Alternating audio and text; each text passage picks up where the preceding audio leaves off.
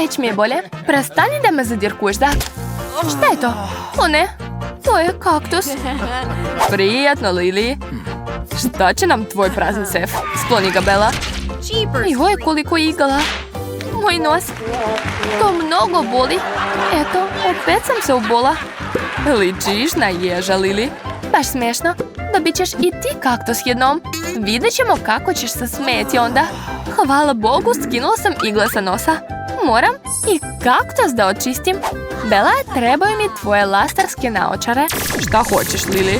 Uskoro ćeš saznati za... Eto, isekla sam svoj kaktus na 2 polovine. Hej, zašto si bacila moje naočare? Izvini, mislila sam da ti više ne trebaju. Vreme je da probam svoj kaktus. Nadam se da je ukusan. Ali nisam sigurna. Kakav je, Lily? O, nije loše, čak mi se i sviđa. Bože, to je odvratno. Povratit ću. Hoćemo onda i mi da probamo ako je stvarno ukusan. Pa, ako stvarno hoćete, daću vam da probate. Ništa mi nije žao za prijatelje. Hvala, tako si dobra, Lily. Uj, kako gorko. Jeste li mi stvarno poverovali?